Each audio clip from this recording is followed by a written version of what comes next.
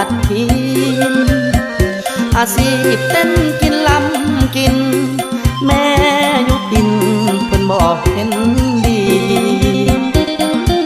เพิ่นบ่เมตตาคนเพชรนาใส่วงดนตรีถ้าเข้าขาดลงทันทีหอบใจนี้บอกกล้าประเสริญ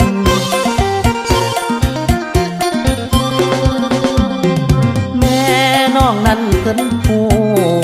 ว่าอายสู่หาเงินหลายทางกลางเว้นเฮ็ดงานแน่นอังว่างกลางคืนห้องลำหาเงินหีบโหมเงินคำหวังนำไปแต่งลูกสาวเพิ่นแต่ว่าแม่น้องเพิ่นเมินเพิ่นเลือกคนที่ดีไว้แล้วเหลือใจบุญอายบ่สมอานงอาชีพอายบ่มั่นคงขึ้นลงคงบ่พอแจวแม่น้องเพิ่นสั่งคนซื้อทอสร้างแต่ห่างทอแมวบัดนี้อายผิดหวังแล้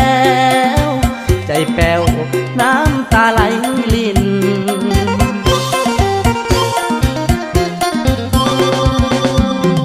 หากินน้ำเสียงตูไอทนสู่หาเงินล้านทางเพื่อหวังหาเงินแต่งนางเพิ่นขวางทางตักเลยสูญสิ้นแม่น้องบ่มาบ่อยากได้คนเต้นกินลำกินบ่ให้เต้นกินลำกินสิให้นอนกินหมอแม่เฒ่าเอ้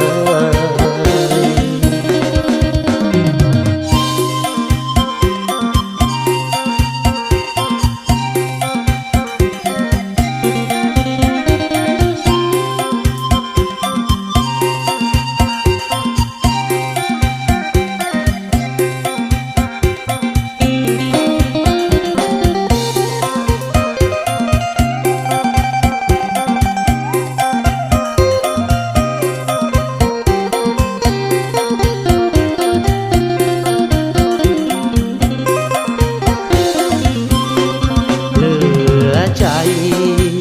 บุญอายบ่สมอานงอาชีพอายบ่มั่นคงขึ้นลงคงบ่พอแจวแม่น้องเพิ่นสั่งคนซื้อทอสร้างแต่ห่างทอแมวบัดนี้อายผิดหวังแล้วใจแป้วน้ำตาไหลลิน